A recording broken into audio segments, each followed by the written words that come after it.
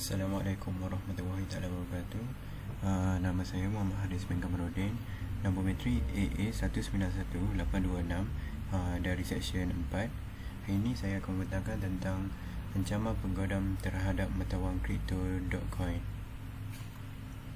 Pengenalan kepada mata wang Dogecoin. Dogecoin adalah mata wang kripto seperti Bitcoin atau Ethereum.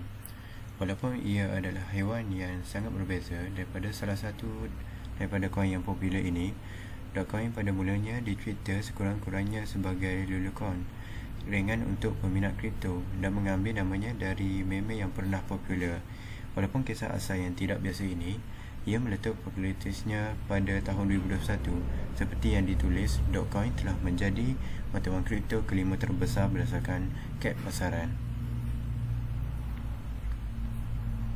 Apa itu Dogecoin? Jurutera perisian Billy Marcus dan Jackson Palmer mencipta Dogecoin pada akhir 2013. Palmer menjenamakan logo mata wang kripto menggunakan meme yang popular pada masa itu yang memaparkan perkataan dog yang sengaja diajar untuk menggambarkan seekor anjing Shiba Inu. Dog benar-benar mula mengolok-olok Bitcoin, kata Pat White, ketua pegawai eksekutif Bitwave. Pada awal 2021, Dogecoin memperoleh status kultus di papan pesanan Wall Street Bets Reddit, penghasil utama di sebalik utusan GameStop pada bulan Januari, di mana peminat telah berjanji untuk meningkatkan nilainya ke bulan sebelum semua pembincangan mengenai kripto dilarang di Reddit.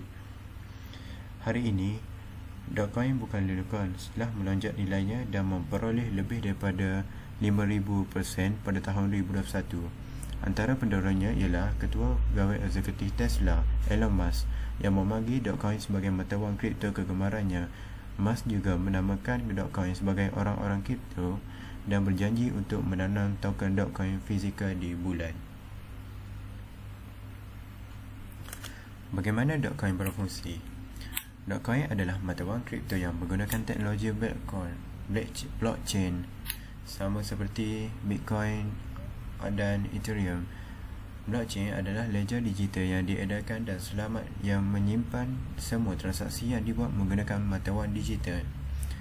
Semua pemegang membawa salinan buku besar blockchain Dogecoin yang serupa yang sering dikemas kini dengan semua transaksi baru dalam mata wang kripto.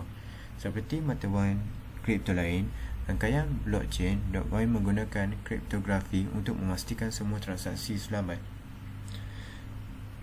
Orang yang dipanggil pelombong menggunakan komputer untuk menyelesaikan persamaan matematik yang rumit untuk memproses transaksi dan merekodnya pada blockchain Dogecoin. Sistem yang disebut bukti kerja sebagai pertukaran untuk memproses transaksi dan menyokong lekapan blockchain.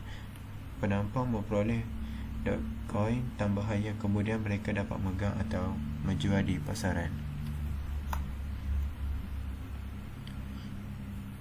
Ancaman pengguna terhadap mata wang kripto Dogecoin. Laporan SecureWatch mendedahkan bahawa peretas menyasarkan kotak penyimpanan terpasang yang dibuat oleh Synology Inc. yang berpusat di Taiwan dan menggunakan kekuatan komputerannya untuk menambang Dogecoin melalui koneran peribadi. Tindakan itu menimbulkan masalah kepada pelanggan Synology.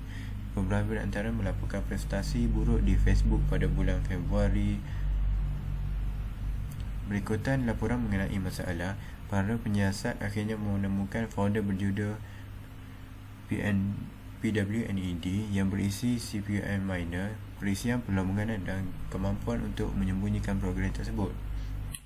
Alamat yang dikirakan Dogecoin yang dilombong juga dikenal pasti, yang menunjukkan adanya lebih dari 400 juta Dogecoin.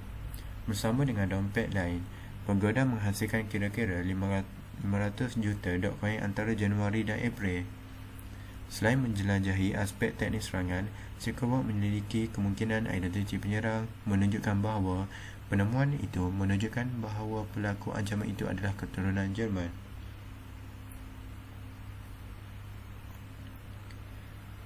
Seterusnya, teknik yang digunakan pengguna untuk mencuri mata wang kripto Dogecoin. Yang pertama, pengguna menggunakan private pool. Fail konfigurasi perisian yang menjangkiti kotak NAS Synology menunjukkan adanya perisian perlombongan tersembunyi. CPU miner Program yang digunakan telah diubah sesuai untuk berjalan di kotak dan menghubungkan ke kumpulan .coin yang tidak berkaitan dengan kumpulan pelombongan awam, kata SecureWorks.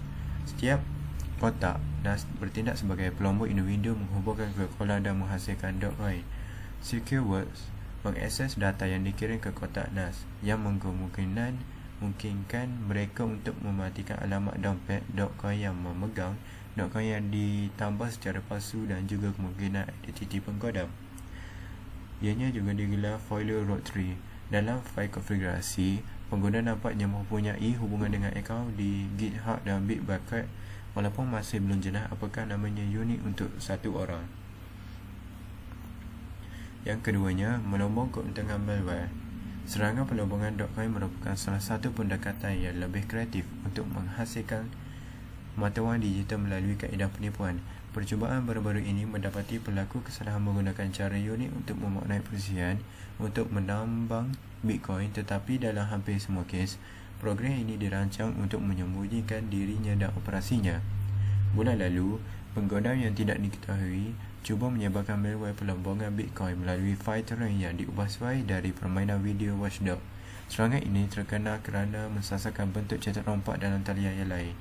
Percubaan tersembunyi yang lebih luar biasa untuk membuat botnet pelombongan dari telefon bimbit ditemui pada bulan April.